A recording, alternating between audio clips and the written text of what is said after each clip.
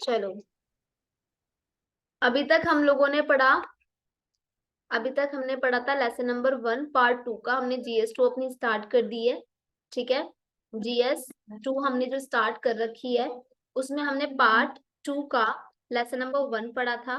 ठीक है, अब लेसन नंबर 2 है, जो GS 2 का पार्ट 2 है ना, उसमें लेसन नंबर 2 है आपका, पार्ट 2 का लेसन। ठीक है, कार्यपालिका न्यायपालिका का महत्व। बेसिकली ये क्वेश्चन जो है, एक तरीके से ये जो आपका टॉपिक है ना, ये मेंस के हिसाब से देखा जाए तो इतना ज्यादा महत्वपूर्ण भूमिका नहीं निभाता है जितना कि, हाँ, जितना कि आपका लेसन नंबर 1 था संसद वाला। ठीक है, तो ये कहाँ, फिर ये हमारा प्रीलिम्स में ज्यादा पूछा जाता है GS 2 के पार्ट में से। ठीक है, बाई चांस इसमें से बाय द वे क्वेश्चन आ जाए तो इट्स ओके, बाकी तो खैर इसी प्रकार से ये रहता है। ठीक है, तो अब हम पढ़ेंगे कार्यपालिका और न्यायपालिका का महत्व। न्यायपालिका और कार्यपालिका दोनों ही संरचनाएं सरकार के विभिन्न कार्य क्षेत्रों में से कार्य करती हैं और नागरिकों के न्याय प्राप्त करने में सहायता प्रदान करती हैं।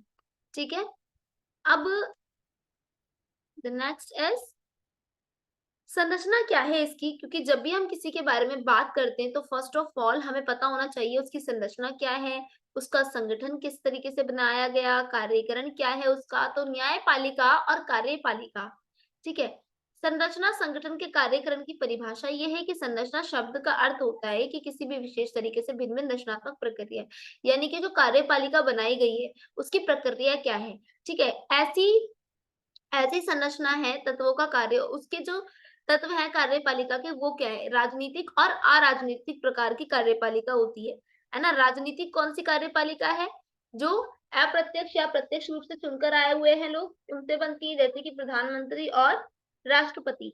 ठीक है, और अराजनीतिक किससे बनती है, जो सिविल सर्वेंट है, जो अपनी परीक्षा पास कर कर आए हैं, अराजनीतिक उनसे बनती है। ठीक है, राजनीतिक और अराजनीतिक प्रकार की कार्यपालिका।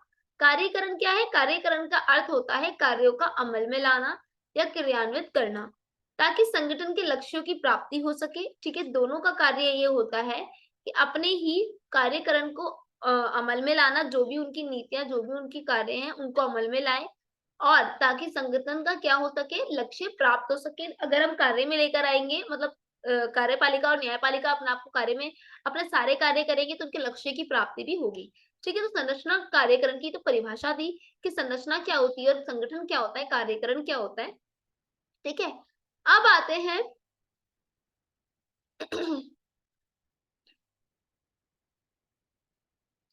ठीक है, अब आते हैं सरकार के मंत्रालयों का कार्यकरण कैसे होता है। सरकार के मंत्रालयों का कार्यकरण कैसे होता है, मंत्रालयों का उद्देश्य क्या होता है आखिर, सरकारी योजनाओं को और कार्यों के कार्यान्वित करना, यानी कि सरकारी योजनाओं और जो कार्य होते हैं उनको कार्यान्वित करना, कार्य करना, उन पर नजर रखना, क्रियान्वयन करना, सरकारी योजनाओं के प्रबंधन, यानी कि सरकारी जो योजना है उसका प्रबंधन करना, संबंधित योजनाओं का निरीक्षण करना, नियंत्रण करना उन योजनाओं को। बेसिकली मंत्रालय का कार्य होता है योजना का उद्देश्य पूरा करना, मंत्रालय तक योजना पहुंचाना, सरकारी योजना का प्रबंधन करना, नैतिकता और संपादकता, सरकारी फंड्स को संभावित उपयोग सुनिश्चित करना। नैतिक रूप से जितने भी सरकारी फंड है उनको अच्छी तरीके से आपने क्या करना है, उपयोग करना है। ठीक है, सुनिश्चित करना, उपयोग करना है। ठीक है, देन एंड अब हम पढ़ेंगे सरकारी मंत्रालयों का कार्यकरण के बाद हमने जानना है, वेयर इज माय कर्सर, हाँ, सरकारी कार्यालय के बाद हमने करना है, वेट ये तो थोड़ा आगे हो गया है।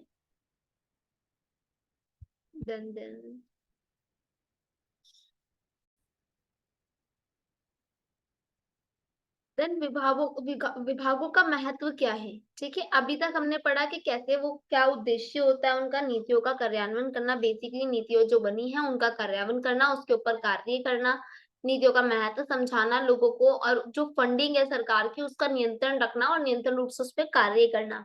पर विभागों का महत्व होता क्या है, विभाग क्या करते हैं भाई, विस्तृत करते हैं कार्य, जैसे प्रशासनिक विभाग आम जनता की सेवा और उनके हित के लिए काम करते हैं, जैसे जो राजनीतिक मैंने बताया कार्यपालिका है। ठीक है, ये दो प्रकार की होती है, एक तो राजनीतिक है, अब मोदी जी तो सड़क पे उतर के सड़क नहीं बनवाएंगे, है ना, उसके अंदर आ जाएंगे राजनीति के अंदर। एक होता है अराजनीतिक, जिसके अंदर आईएफएस, आईपीएस, आईआरएस ये सारे ऑफिसर्स शामिल होते हैं। ठीक है, तो इसमें क्या करते हैं ये ऑफिसर्स, ये आम जनता के लिए, उनके हित के लिए काम करते हैं, पब्लिक सर्वेंट होते हैं। ठीक है, नौकरशाही में होते हैं ये। विभागीय समूह का महत्व भी देखा जाएगा। विभागों में महत्व क्या रहता है, उन समूह का महत्व रहता है जो विशेष क्षेत्र में विस्तार से जानकारी संचारण में कार्य करते हैं, और समूहबद्ध संगठन बना रहता है, जिससे दृष्टिकोण में अद्भुत संगठनशीलता हमारे प्रशासनिक प्रक्रियाओं में भूमिका निभाते हैं।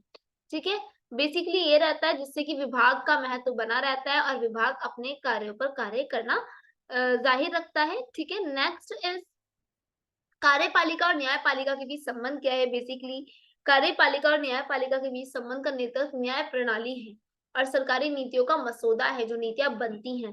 ठीक है, ये दोनों संस्थाओं के बीच सहयोग और संवाद के लिए महत्वपूर्ण है जो नीतियां हैं। ठीक है, तो कार्यपालिका बेसिकली काम क्या होता है, देखो संसद जब कोई नीति बना रही है, ठीक है, नीति बनाना, योजना बनाना, कानून बनाना किसका काम है, संसद का है। संसद ने क्या कर दिया, कानून बना दिया। किसने बनाया, विधायिका ने। संसद को विधायिका भी बोलते हैं और व्यवस्थापिका भी बोलते हैं। ठीक है, संसद को विधायिका भी बोलते हैं और व्यवस्थापिका भी बोलते हैं, ये याद रहे। तो संसद ने क्या कर दिया, कानून बना दिया।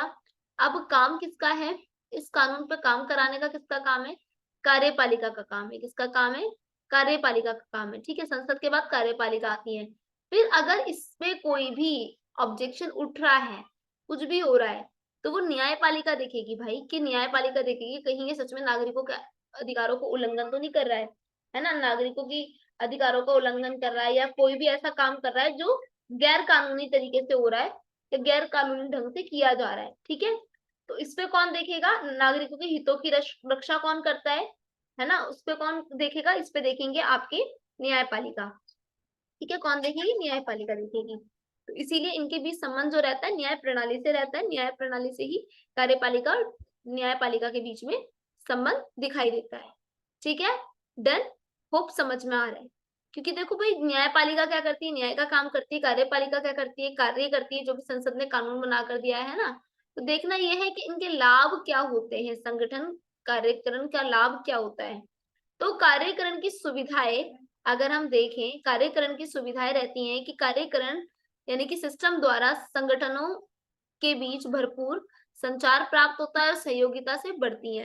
यानी कि सुविधाएं ये रहती है कि आपस में संचार प्राप्त रखते हैं, और रिकॉर्ड की सुरक्षा रहती है इनकी। जब ये संगठन के रूप में कार्य कर रहे हैं तो संगठन सिस्टम से संगठन सभी रिकॉर्ड रहते हैं और सार्वजनिक पहुंच जाते हैं, मतलब बचाए जाते हैं, सार्वजनिक रूप से बचाए जाते हैं या पहुंच जाते हैं। ठीक है, तो तेजी से निर्णयकर्ता होती है। अगर कोई भी समूह, कोई भी चीज संगठन के साथ कार्य कर रही है, तो भाई जाहिर सी बात है उसे कौन से लाभ होंगे। एक तो सुविधा ये उत्पन्न अच्छी होगी कि कार्यकरण की सुविधा बहुत अच्छे से उत्पन्न होगी, कि भाई सिस्टम द्वारा काम हो रहा है, जल्दी हो जाएगा, है ना। रिकॉर्ड की सुरक्षा अच्छी रहेगी, है ना। तेजी से निर्णयकर्ता होगी, निर्णयकर्ता मतलब निर्णय तेजी से लिया जाएगा, सबसे बड़ी बात है। जैसे अगर हम देखें तो हमारी सरकारों में निर्णय ही बहुत कमी से लिया जाता है, बहुत देर लगा देते हैं कोई भी निर्णय लेने में, है ना। और तेजी से निर्णयकर्ता में तेजी उपलब्ध होगी, जो संगठन नेतृत्व से निर्णय का घटक होगी। साथ में काम करने वाली प्रक्रियाएं, संगठन कार्याकरण में ई कागजातों को उपयोग प्रिंटिंग फाइलिंग में कार्य क्षमता में बढ़ता है, और करेले प्रक्रियाओं में, कोरेले के प्रक्रियाओं में काम करता है। यानी कि कोरल्स में काम करना शुरू कर देंगे, काम जो होगा कोरल्स वगैरह में होगा, और जो प्रिंटिंग वगैरह है उसमें ये आपस में चीजों को सॉर्ट आउट कर लेंगे।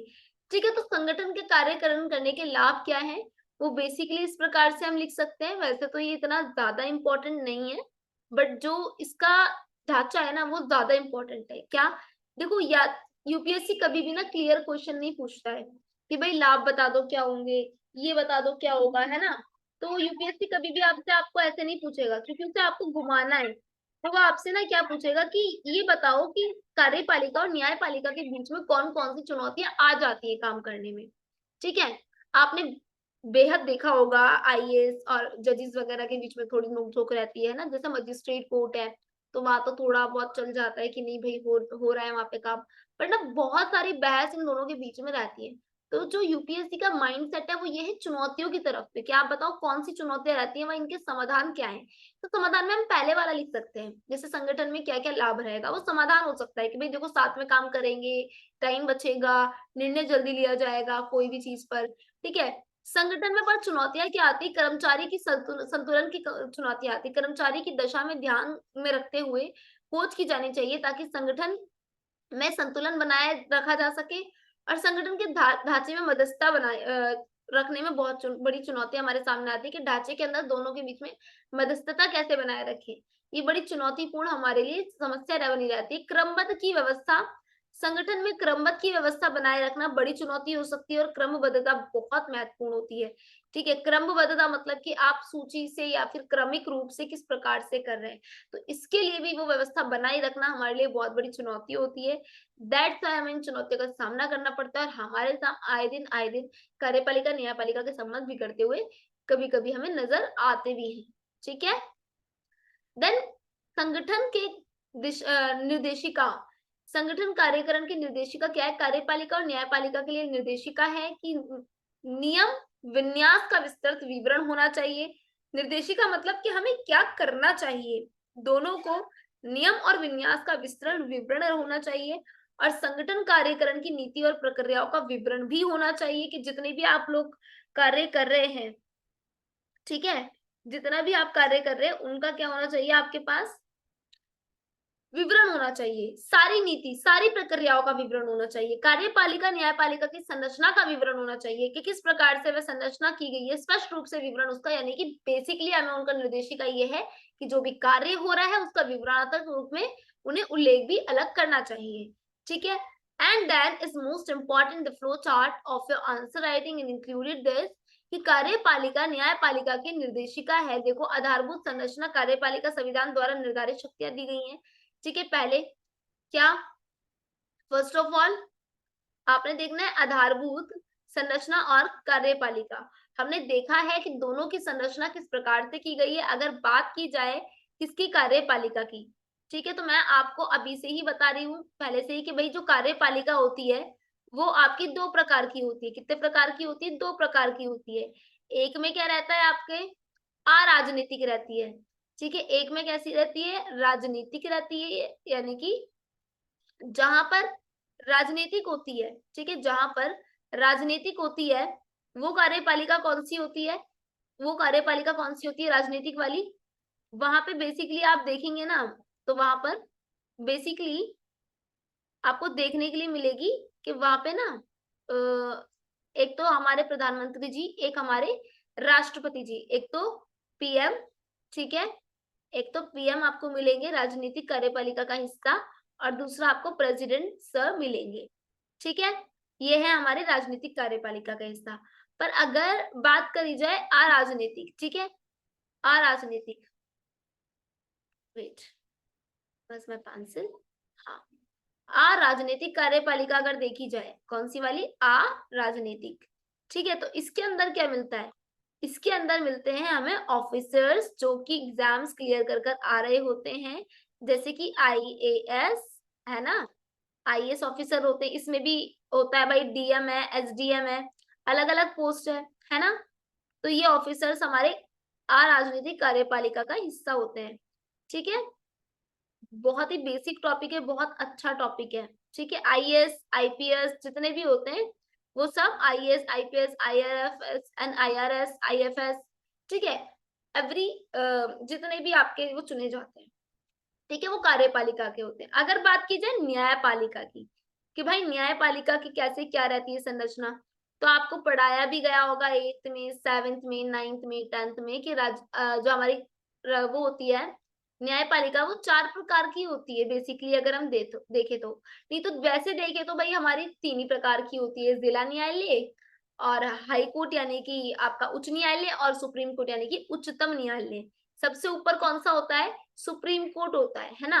बेसिकली हमारे पास सबसे ऊपर सुप्रीम कोर्ट होता है, फिर उससे नीचे कौन होता है, किसी भी स्टेट का हाई कोर्ट।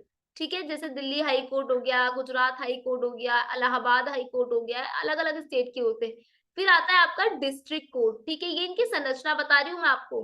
ठीक है, ये उनका होता है डिस्ट्रिक्ट कोर्ट, एंड देन आता है आपका, अगर डिस्ट्रिक्ट कोर्ट के नीचे जाना है आपको। इससे नीचे भी एक कोर्ट आती है जिसे बोलते हैं हम अधीनस्थ न्यायालय, यानी कि सब ऑर्डिनेट कोर्ट। क्या बोलते हैं हम इसे? सब ऑर्डिनेट कोर्ट। ठीक है। अच्छा, यहाँ पे मैं एससी लिख दूंगी तो आपको लगेगा सुप्रीम कोर्ट, तो मैं इसलिए लिख देती हूँ सब ऑर्डिनेट। ठीक है, अधीनस्थ न्यायालय जिसको हम बोलते हैं। ठीक है। अरे ये बड़ा भैया दिमाग खराब करती है पेंसिल। हाँ, सब कोर्ट। ठीक है, वो होती है आपकी ये न्यायपालिका की और ये कार्यपालिका की। ठीक है, ये कार्यपालिका है आपकी और ये है आपकी न्यायपालिका की संरचना। तो इस संरचना को देखते हुए आपको खुद को समझ में आना चाहिए कि हमें क्या क्या इन्हें दिशा निर्देश देने चाहिए, है ना। संविधान द्वारा निर्धारित इनको शक्तियां ऑलरेडी दे रखी है, तो अपनी अपनी शक्तियों को भैया संचालन करें। ठीक है, कुछ जिम्मेदारियां इनको दी हुई हैं तो वो भी इसका संचालन करें। कुछ उद्देश्य और कार्य हैं वो, जैसे कि भैया इनका काम है बेसिकली, इनका काम न्यायमूर्ति है, ये न्यायमूर्ति है, न्याय करें। ठीक है, और उस चीज का ध्यान रखें कि क्या चीज कानून बनाई जा रही है, जो भी इनसे निरीक्षण वो करवाई जाती है, समीक्षा कराई जाती है। ठीक है, वो जुडिशियल रिव्यू जो होता है आपका, उसको भी ध्यान में रखें। होप कि समझ में आया होगा ये तो। ठीक है, एंड देन आगे बढ़ते हैं बच्चे। अब आते हैं कि कार्यपालिका और न्यायपालिका का बेसिकली संबंध क्या है। संबंधों की संरचना में संगठनात्मक व्यवस्था के बारे में गहरे ज्ञान का परिचय, तीनों के बीच में संतुलन बेहद जरूरी है। हम तीनों से बात करते हैं, विधायिका, कार्यपालिका, न्यायपालिका के बारे में, या आप कॉपी में नोट डाउन कर लें सारे नोट्स। प्लीज इनको कॉपी में नोट्स करना बहुत जरूरी है, बिकॉज आप अगर लिख के याद नहीं करेंगे तो आपको याद नहीं होगा।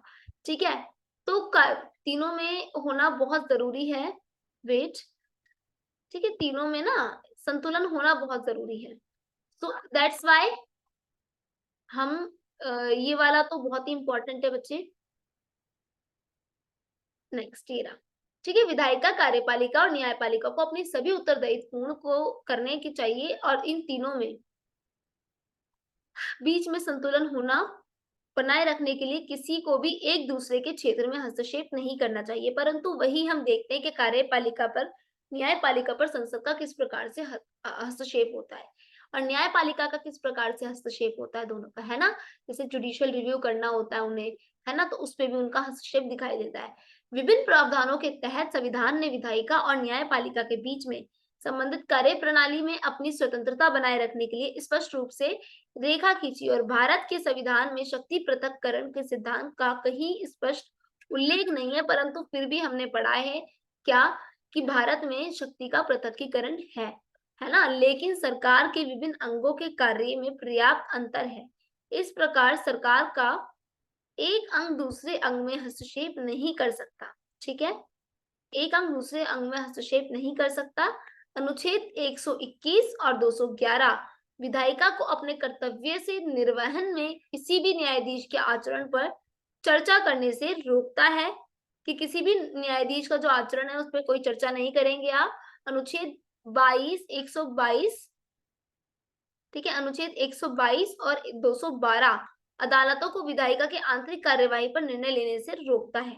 तो यहाँ हम रिस्ट्रिक्शन बता रहे हैं कि 121, 211 बताता है विधायिका को कि आप न्यायपालिका में ज्यादा हस्तक्षेप ना करें, और 122 और 212 क्या बताता है न्यायपालिका को, तुम भी विधायिका में ज्यादा हस्तक्षेप करने की जरूरत नहीं है तुम लोगों को भी। ठीक है, और संविधान के अनुच्छेद 105 के सब क्लोजेस 2 में और 194 के सब क्लोजेस 2 में विधायिका और उनकी भाषण की स्वतंत्रता पर वोट देने की आजादी के संबंध में अदालतों ने हस्तक्षेप से रक्षा करते हैं कि ज्यादा हमें हस्तक्षेप अदालतों को नहीं करना चाहिए। ठीक है, डन। बस यही आपका इसके अंदर ये अनुच्छेद बहुत इंपॉर्टेंट है, इन्हें भी लिख लें आप। ठीक है, बिकॉज अनुच्छेद आपके पूछे जा सकते हैं, इसके संदर्भ में कोई क्वेश्चन आपका प्रीलियम से टकरा सकता है, प्रीलियम्स में आ सकता है कि कोई स्टेटमेंट दे दी करेक्शन के लिए, या फिर भाई कौन सी सही है इस तरीके से। ठीक है, तो वो हमें मिल सकती है, तो प्रीलियम्स के माध्यम से ज्यादा इंपॉर्टेंट है। बाई चांस अगर इसमें से बन सकता है तो बन सकता है GS2 में आपका। ठीक है, इनकी चुनौतियां, इनके संबंध, बस इसमें से एक क्वेश्चन बन सकता है GS2 में। सो इसको कर लें अच्छे से। ठीक है, ओके, ऑल द बेस्ट।